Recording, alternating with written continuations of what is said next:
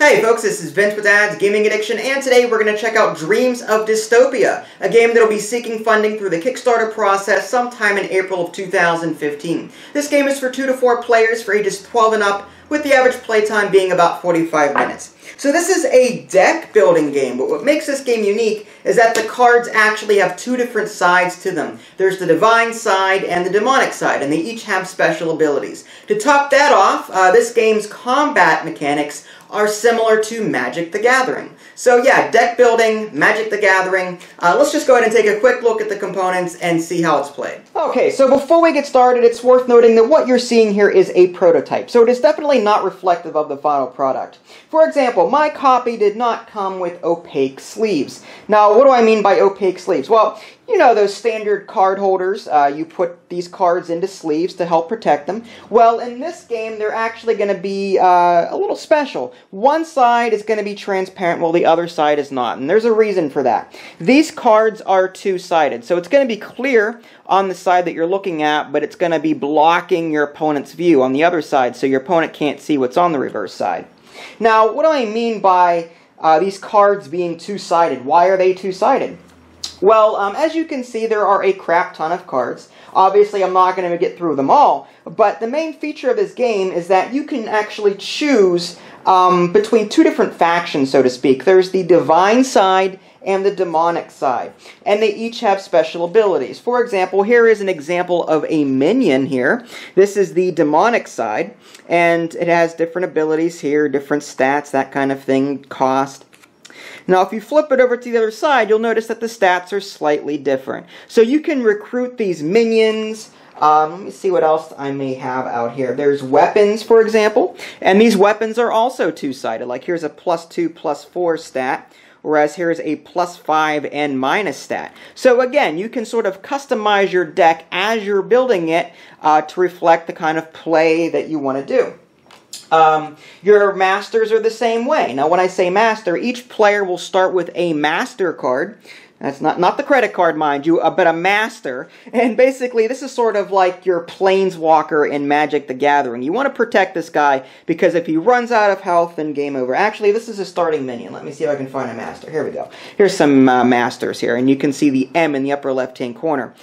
You can see the number of life points that they start out with in the bottom left-hand corner here. And players will be tracking their life points with the red die while tracking the amount of fame. It's sort of like currency in this game. Players will be using fame, which is the blue die here, to buy these various cards. And the cost is in the upper left-hand corner. You need that much fame in order to buy this card. But yeah, each player will get to choose a master in the very beginning of the game, and you can choose what side you want to be. You can be the divine side, or you can be the demonic side, and they each have special abilities, so you'll want to read those to make sure that you're grabbing the one that you really want to play with. You've also got some other ones here, some curse cards. These are cards that players start off with. They are dead cards. They serve no function whatsoever. You've also got these heroic deed cards. Players will start off with some of these too. Now, whenever you play heroic deed card, you can increase your fame counter by 1, and again, those will help you buy some of the cards that are available. Speaking of which, to set up the game, like I said, there's so many cards here, I'm not going to bother trying to do that. But basically, like any deck builder, players will start with some starting minions, they'll start with some heroic deeds, they'll start with some curse cards, they'll choose a master, choose what side they want, their minions will go to the appropriate side too, based on the master that they've picked. And then players will have like a really small deck that they start with. And throughout the game, they'll be able to buy other minions that are in the center of the table, some other weapons, that kind of thing, in order to grow their deck. The object of this game is to reduce their opponent's life counter to 0. When they do that, they win the game. Okay, so here's a quick look at some of the cards, and that's where the main focus is, so that's what I'm going to concentrate on today. I will go over the turn order in a minute here, but just to quickly go over what this card means, this is a minion card, and this is its cost in the upper left-hand corner. Again, that is tied to the blue die there. That is the fame that you need in order to pick it up from the supply. The number in red is the attack value, the number in green is the defense value, and the number in yellow here is its skill. Now, you need skill in order to equip certain weapons.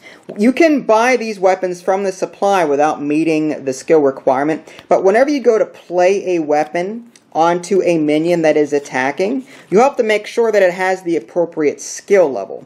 In this case, this minion has a skill of 5, whereas this righteous weapon has a skill requirement of 4. So in theory, this minion here could equip this weapon temporarily to gain its benefits. And as you can see here, you'll gain different benefits depending on what side you flip to, that kind of thing. Different weapons have different abilities.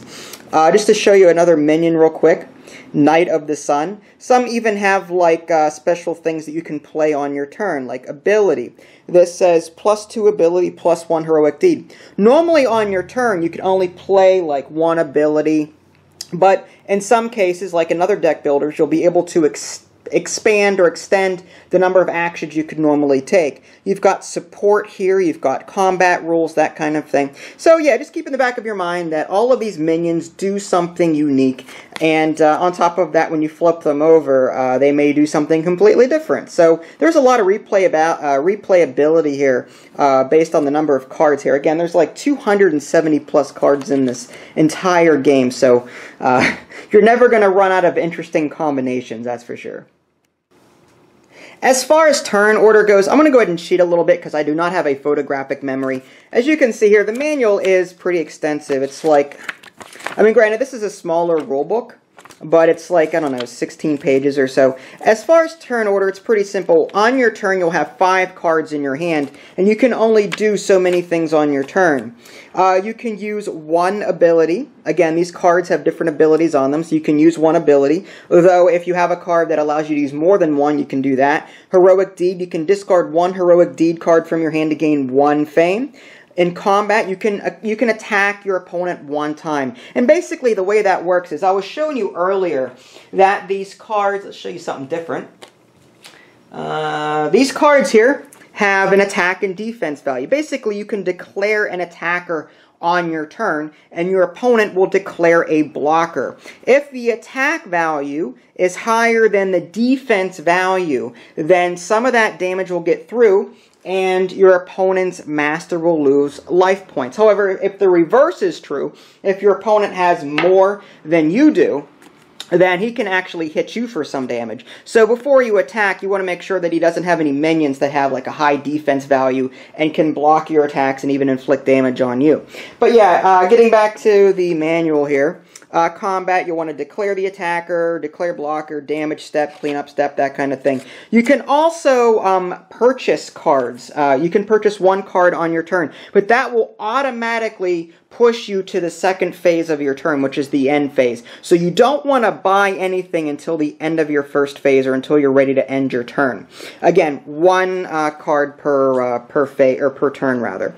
And during the end phase, basically you discard all of the cards in your hand, including any that you've purchased, and put it into your discard pile, and you'll draw 5 more cards for your next turn. Again, if you've played a deck builder before, you'll be very familiar with how all that plays out. And again, players will just continue taking turns until someone's life force reaches 0, in which case they lose the game. Alright, and there you have it, a very brief look at Dreams of Dystopia. It's important to stress that I didn't cover all of the rules in the manual. This was just a brief overview to give you a quick look at the game. This video is even more general than usual. Usually I go over the turns in more detail and show you more stuff, but the main draw of this game is the cards, and that's what I was trying to show off today. There are just so many different card abilities. Like, this is just one stack, as you saw, and there's so many cards in this stack. And you've got 2 other stacks sitting there off camera that you can't see. So again, a lot of cards, a lot of different card abilities. They're 2-sided on top of that. So a lot of things going on in terms of cards. So if you like Magic the Gathering and you like the fact that there are a lot of different cards and card abilities in play at one time, then I think you might like this game. But again, your mileage will vary depending on whether or not you like deck builders and whether or not you like customizable card games like Magic the Gathering. So with that being said, if you like what you see here, you can support the game on Kickstarter, again, sometime in April of 2015. I'll have links in the below description. You can also check out my written preview. I go into more detail with regard to the rules there. So check that out, www.dadsgamingaddiction.com. This is Vince, thanks for watching, and I'll catch you next time.